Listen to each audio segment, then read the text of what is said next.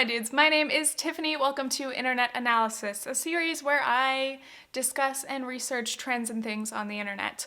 Today is a continuation of my exploration into the fashion content on YouTube online and in real life. My last video, which by the way, thank you for watching and loving and commenting on it, was about the role of influencers in making their audiences aware of the bad parts about fast fashion, to say the least, and in the good of trying to promote more sustainable and ethical ways of shopping. Today, I wanted to focus on the rise of thrifting because I've definitely noticed a huge increase in the popularity of thrifting and the visibility of thrifting on YouTube especially. But then I started digging and the rabbit hole got deeper and I realized it's not just about thrift shops. It's about the entire secondhand and resale market. I've got all kinds of information. Strap in, it's fascinating. So this big umbrella that I am discussing includes everything from thrift stores and consignment shops to apps like Depop and Poshmark, where people can list and buy clothing, subscription and rental services such as Rent the Runway, and then everything down to garage sales, yard sales, or even bartering or just trading clothes with your friends. It's all secondhand, and we love giving new life to clothing and items. So in doing research for this video, I found some very interesting information about the resale market that I thought you guys would enjoy. Last year, 1 in 3 women shopped secondhand, according to stats from ThredUp. 70% of new customers on ThredUp were first-time resale shoppers. That's huge if you think about it. The fact that so many people are now entering this kind of shopping area is exciting. There's a term called resale disruptors, which includes websites and apps such as ThredUp, The RealReal, Poshmark, etc., which focus on higher quality, gently used brand name products and sell their products mainly via peer-to-peer marketplaces. So in terms of all secondhand kind of markets, these resale disruptors in particular are disrupting the market. They are making a really big splash. In terms of millennial shopping habits, millennials are the most wasteful and impulsive, but also are the most likely to switch to thrifting because of environmental reasons. I found that conflict very relatable because I do think our generation and Gen Z, whoever, I don't want to draw lines. I was born in 95, it's a middle ground. We've really grown up in like the mall rat kind of generation. We have grown up on this huge push of consumerism and definitely like you don't want to be an outfit repeater, Lizzie McGuire kind of pressures. But also I feel like we are very aware of the environmental destruction that's happening to our planet and we're worried about the future. So we're just on the cusp of these very contradictory kind of lifestyles. Some more stats for you. In the next 5 years, consumers will be buying much less from mall brands and department stores, instead switching to resale and other online options such as Amazon fashion, which by the way, I'm like, who told you to bring us clothes, Amazon? But I guess it makes sense. Amazon is problematic in its own ways, but that is not for this video. So let's get into who thrift shops, or traditionally who we would assume thrift shops. In the past, it's been lessened a bit, but there's been this elitist kind of stigma that buying or wearing secondhand clothing, shopping at thrift stores, is only for low-income people. A lot of low-income communities do rely on thrift stores and secondhand clothing, furniture, because that's what's affordable. But it's definitely not the case that if you thrift shop, it means you're low-income, or that low-income people are the only people who thrift shop. I will talk more about that whole struggle, the possible gentrification of thrift shopping later on in this video, so stay tuned. But anyway, with the rise of thrifting and kind of the normalization of it, the stigma has been lessened. And again, it's not just thrifting. This entire resale market is becoming much more acceptable socially. 1 in 3 women bought secondhand last year. I guess there is a little difference because some people don't like walking into a thrift store. You get that smell. Some people don't like that. They don't like digging through a bunch of clothes to be able to find like one gem. And that's why those resale disruptor companies are so important because, as I said, they focus on like a curated kind of closet. People only list things that they think other people will buy. So it's as if, you know, instead of going into a thrift store and having to look through everything for hours, you can just scroll and scroll, and you don't have to go through all the stuff that you're not interested in. And obviously even more convenient if you're looking for something specific, you just search for it. Now let's get into the good and bad of the resale market. Obviously, the good things about secondhand clothing is it's much more environmentally friendly. It is so much less wasteful to reuse clothing and give them more life. Got another fun fact. If every garment of clothing was given a second life, we would reduce waste and emissions by 73%.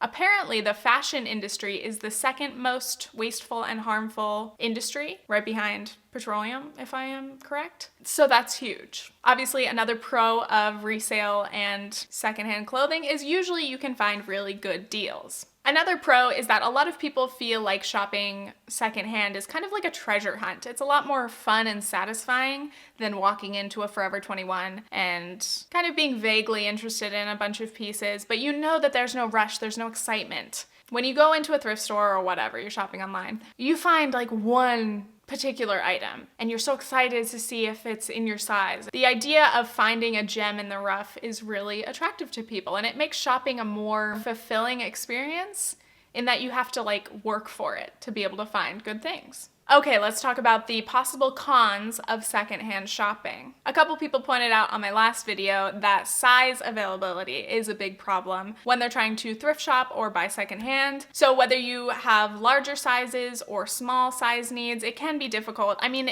in any shopping situation, to find sizes that fit you. And I can understand how in a thrift store, it may be frustrating to literally sort through so many things, and it's so much more difficult to find your size, regardless of what your size is. But I do think that online resale disruptors, now that I'm comfortable with that term, I'll use it all the time. I think that that makes it slightly easier for people of different sizes or sizes that are traditionally a bit more difficult to find. That should make it a bit easier. At least you can literally sort by your size and hopefully be able to find things more easily. Another possible con is when you're donating clothing, either to thrift stores or whatever, we don't really know for sure where the clothing is going, if it's ending up to actually be resold or be recycled or anything, or if it just ends up in a landfill. And that is a very huge problem that we have. The amount of clothing worldwide, and mostly from, honestly, places like the United States, is too much to process. So that is one point that makes people a little bit wary of donating to thrift stores. And I don't know if there's really an easy solution to fixing that problem of waste other than, honestly, just consuming less so that you have less waste to get rid of. Next con is the evils of Goodwill. I will be honest, I was a huge fan of Goodwill. Goodwill was my one true love in high school.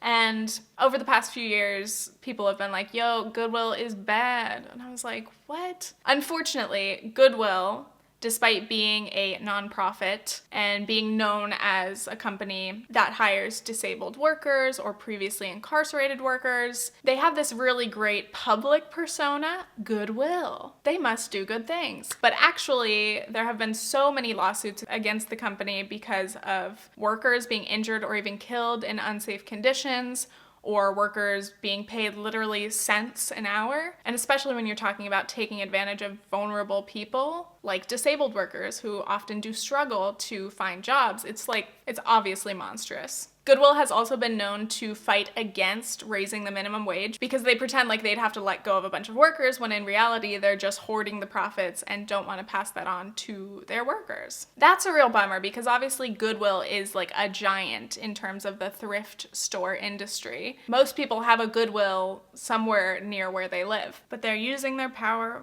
for evil. Next possible con are raised prices. So a lot of people say that they get upset at, for example, a Depop girl going thrifting and buying pieces, taking all the cute stuff out of her local store and then selling it on her Depop shop for very inflated and unfair prices. Now, I can totally understand why it's annoying to see like a basic t-shirt that was probably bought for $1 being sold for $15 or $20, just an example. But let me give a little bit of a justification in why sellers on apps like Depop have to raise their prices a little bit. First of all, they are spending the time actually sorting through clothes, so you do have to consider the time that they had to go find the items. They have to take some pictures, make their listing. It's not that much work, but it kind of is. Plus, sellers have to pay seller fees, buy packaging, and pay for shipping. So an example I'd use is you find some really cute shoes at the thrift store. They're $15. You think somebody would pay $30 for them. With apps, gas and PayPal and taxes combined, that's like a 10 to 20% cut. For shoes, you're looking at shipping costs